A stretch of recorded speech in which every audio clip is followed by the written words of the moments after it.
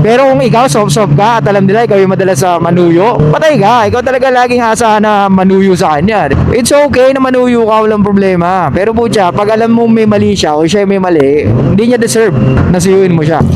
Hey, what's up mga ropa? So meron akong papapanood sa inyo mga ropa bago tayo umuwi. Matatawa kayo dito or ako natatawa eh. Tignan nyo. Ang tanga-tanga mo! Ang tanga-tanga mo! Girlfriend ka nga, pinakawala mo pa. 4 na taon, wala ka man lang ginawa. Hindi mo sinulatan, hindi mo man lang tinawagan. Puro ka pride! Pride! Pride! Tagal mo ang nilingawan! Ang yaman mo kasi. Ang yaman mo. Akala mo sinumunod na. Puro ka naman pala. Oh shoot, mga ropa, wala tayong fender. Yari tayo. Tatalsik sa likod pero sana wag naman. Kahit pa paano tuyo na rin naman yung daan. Pero dito medyo basa pa eh. So nakakatawa di ba mga ropa?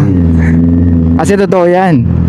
Yung sinasabi niya na napaka-pride niya. Totoo yan mga ropa, nangyayari yan. Maraming ganyan. Sobrang daming ganyan. Karamihan ng babae ganyan. Kaya magtataka pa ba kayo? Sila na may kasalanan, ikaw pa nanunuyo. Kasi ganun kataas ang pride nila. As in, iba yung realidad nila. Lalo na pag nag-aaway kayo. Bibira sa babae yung nagsasorry. Di ba? Kaya nga sinasabi ko sa inyo, gaslight nyo. Well, yung panggagaslight na yan, hindi naman ibig sabihin niya, toxic yan. Pero minsan, diyan ka kumukonek sa kanila. Totoo. Mas gusto nga nila yan eh. Kesa yung hindi ka nagsasalita. Believe me, mas gusto nila yan. Kesa yung sasabihin nila na, pero naman itong boyfriend ko parang hindi man lang marunong makipag-away. Ayaw nila ng ganun. Kaya kahit pa paano, dapat marunong ka rin. Kaya ang pinakamadaling gagawin mo, mag-gaslight ka. Para kumunik ka sa kanila. Kasi gusto nila yan. Huwag kayong maniwala na ayaw nila na toxic na lalaki. Gusto nila yun. Pero anyway, pag-usapan natin yung about sa mga mapapride na babae. Pagdating sa relationship, alam nyo na mga ropa, na kailangan yung tibayan ng inyong kalooban. Kailangan talaga hindi kayo nanggagaling sa inyong nararamdaman. At ganito sinasabot tayo ng mga kababaihan ng kanilang relationship. Dahil sa sobrang taas ng pride nila. Yung pwede naman sila mag-sorry, di ba? Or pwede naman sila yung una mag-text, pero hindi nila ginagawa. Kailangan talaga may gawin ka bago ma-break yung pattern na yun or bago nila ibaba yung pride nila. Lagi silang ganun. Kasi nga, women always thinking na lagi may mga lalaki na willing magbigay ng relationship sa kanila or yung willing magbigay ng oras na hinahanap nila. Alam na mga babae na marami silang options, di ba? At alam nila, babae sila, marami magkakagusto sa kanila.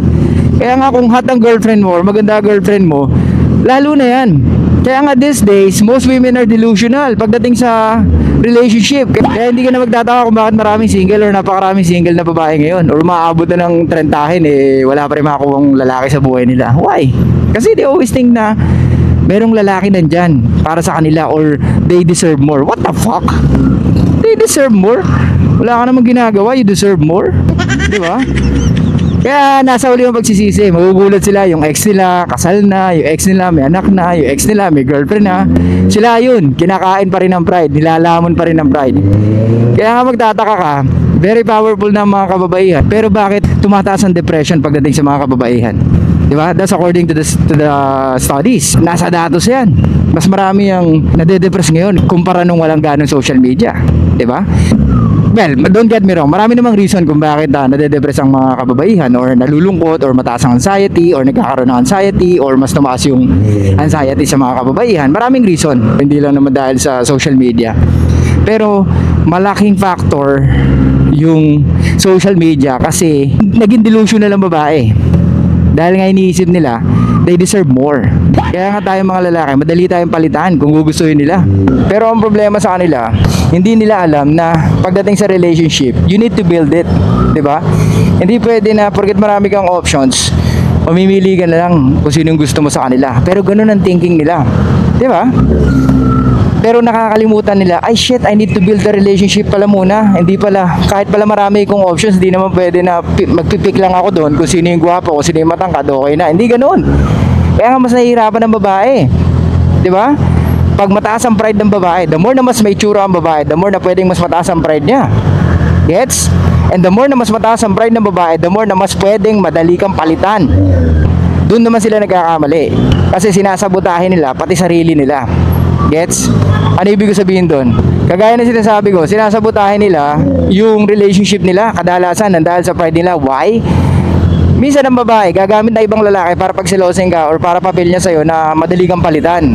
Pero hindi nila alam, mabilis tayo ma-turn off sa ganun. Or yun yung parang turning point natin na putya, hindi ko na pagkakatiwalaan to. Dan dahil lang sa mga bagay-bagay na pinagawayan namin, lilingon kagad siya sa ibang lalaki or mag-entertain kagad siya na ibang lalaki. Di ba? Kabulshitan yun eh. Para sa atin, it's a fucking red flag.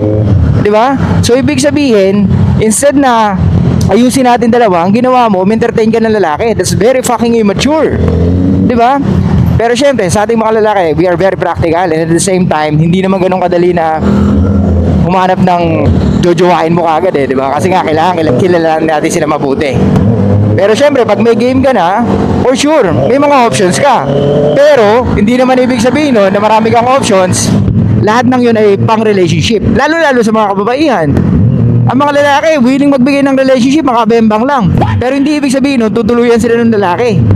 Ganyan ng kadesperado ang mga ibang lalaki. Or minsan, magtropa kayo, tataluhin ka niya. Kasi ganun kadesperado ang mga kalalakihan just to get the sexual access. Di ba? Kaya nga pinagbabawalan mo ang girlfriend mo na wag magsuot ng maikling damit, wag ka na mag-post ng mga sexy photos sa social media, di ba? Kasi alam mo eh. And may studies nga, di ba, na ang lalaki mas madalas isipin ng sex, di ba? Pero pagdating naman sa mga thoughts na pumapasok sa brain natin or everyday, thousands of thoughts ang pumapasok sa isip ng mga kababaihan. That's the difference. Eh tayo sex eh. Kaya imagine mo, di ba? Hahayaan mo ba na mag-post yung girlfriend mo ng ganun-ganun? Or kahit nakasabihin mo ka situationship mo lang. Hahayaan mo ba na mag-post siya ng sexy pictures? Or kung maibigan siya ng lalaki? Or makipag-kaibigan siya sa lalaki? Hahayaan mo ba na gumimik siya? Kasama yung mga tropa niya? Anyway, balik tayo sa pagiging ma-pride ng mga kababaihan. May mga ganyan. Wala silang pakialam. Kasi nga nanggagaling sila sa emotions nila eh. Ganun sila. Kaya nga, mahirap para sa kanila na tanggapin ang katotohanan or yung realidad. Kahit na alam nila yung katotohanan, ayaw nilang tanggapin. Na mali na sila, pero paninindigan nila na hindi sila magsasorry or wala silang gagawin. Kumbaga ikaw pa rin ang gagawa ng way. Pero syempre, kung ikaw naman yung high value na lalaki, putya, alam nila na, shit, wala akong makikitang kagaya nito. So I need to do something. Diba? Nandiyan yung pwedeng bigla na lang siya magpaparamdam uli or magla-like ng picture mo.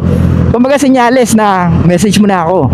Diba? May mga babae naman na, let's say, ka-message mo dati, tapos biglang nawala, tapos magugulat ka, nag-view na naman ang stories mo. Pero it's a sign yun na pwedeng ang reason nun, tinitignan nila kung ano na nangyari sa buhay mo nung di na kayo mag-uusap or mas naging maganda ba yung buhay mo or bigyan na ba ganun kasim. Kasi yun ang mga gusto malaman ng babae. Kung meron ka ng pwedeng ibang ini-entertain na babae, di ba? And yun yung way na pwedeng ma-confirm niya kung may iba ka ng nilalanding babae.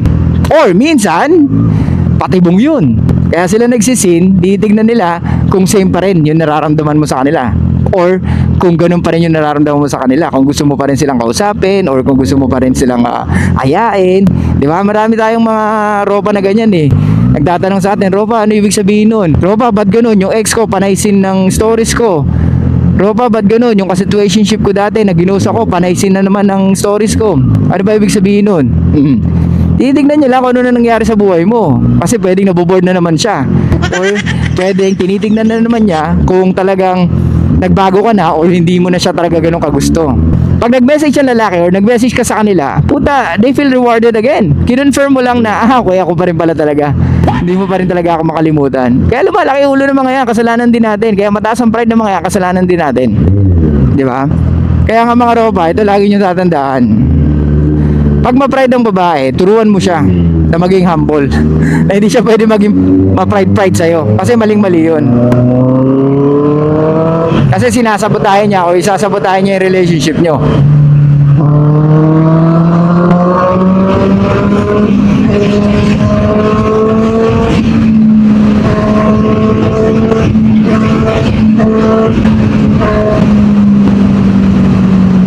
Kaya pag ang babae mataas ang pride, hayaan mo siya mag-reach out sa inyo. Tamo, ito, totoo tong movie na to, mga ropa, nangyayari sa iba yan, for sure. Dati naalala ko, nung college ako, puta, 3 buwan.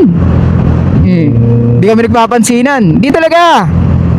Wala talaga siyang ginawa. 3 buwan, men. We never talk. Pero alam mo, na gusto niya makipag-usap sa'yo. Kasi nakakarating sa'yo dahil nga sinasabi niya sa mga friends niya. Tapos nung nakapag-usap kami, putya, biglang inamin niya rin na hindi kasi, baka kasi magalit ka, ganyan-ganyan. Tangina, excuses na naman. Walang ganon. Pataas lang talaga pride mo, girl. May mga ganyan mga babae. Nag-i-exist yung mga ganyan mga babae, ropa. Totoo yan, hindi masyadong ma-pride. Kaya laging tatandaan na hindi kayo dapat tabla ng pride ng mga yan. Okay, papatalo, putya. Ayaan nyo sila. They need to learn. Okay? Pag ang babae ma-pride, putya, walang mararating ang relationship nyo. Ano yun, lagi ikaw? But anyway, kung hanggang saan yung kaya mo i-tolerate, wala namang masama. Pero syempre, ikaw lahat ang magsasuffer niyan. Hindi naman siya. Ang babae nagsasuffer dahil sa emotions niya. Dahil sa taas ng pride nila. Gets? Alam niya pag maliit lang naman yung kasalanan mo eh. At alam niya kung siya yung dapat mag-reach out pero hindi pa rin nila ginagawa. Kaya hayaan nyo lang mga roba. Kaya nga kung ano na talaga, yung NCR, wag nyo i-break yun. No contact rules, puta. Wag nyo i-break yun. Hayaan nyo sila. Kayo magturo sa kanila.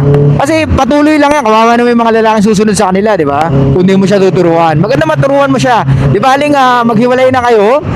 Tapos, just in case makahanap siya ng ibang lalaki, at least alam niya na next time, puta, this time di ko na pakakawalan yung lalaki.